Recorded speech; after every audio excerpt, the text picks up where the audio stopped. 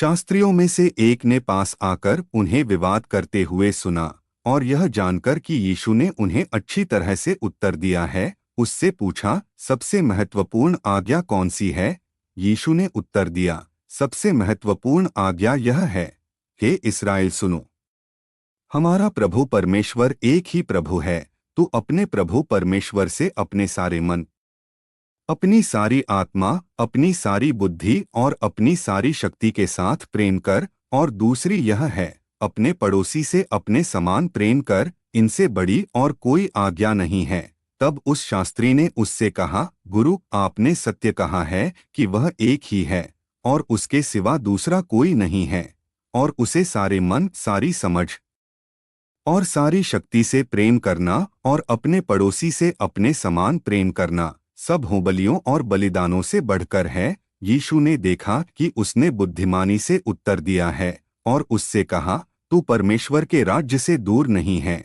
और फिर किसी ने उससे कुछ पूछने का साहस नहीं किया। जब यीशु मंदिर में शिक्षा दे रहे थे, तब उन्होंने पूछा, शास्त्री, यह कैसे कह सकते हैं कि मसीह दाऊद का पुत्र है?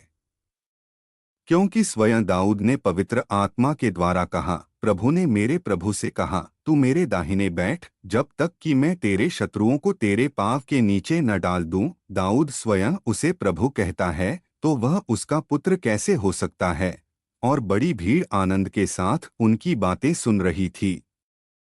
और उसने अपने उपदेश में कहा, शास्त्रियों से सावधान रहो, जो लंबे वस्त्र पहनकर चलना चाहते हैं और बाजारों में अभिवादन चाहते हैं और सभाओं में मुख्य आसन और भोजों में अग्रस्थान चाहते हैं। वे विधवाओं के घरों को हड़प लेते हैं और दिखावटी रूप से लंबी प्रार्थनाएं करते हैं। इन पर और भी भारी दंड आएगा। यीशु ने मंदिर के भंडार के सामने बैठकर देखा कि लोग किस प्रकार भंडार में पैसे डालते हैं, और कई धनी लोग बहुत कुछ डाल रहे थे। तभी एक गरीब विधवा आई और उसने उसमें 2 छोटे सिक्के डाले, जो कुछ पैसा होते हैं। तब उसने अपने चेलों को बुलाकर उनसे कहा, मैं तुमसे सच कहता हूँ कि इस गरीब विधवा ने भंडार में सबसे अधिक डाला है, क्योंकि सब ने अपनी अधिकता में से डाला है, परंतु इसने अपनी घटी में से सब कुछ, अर्थात अपना पूरा निर्वाह ही डाल दिया है।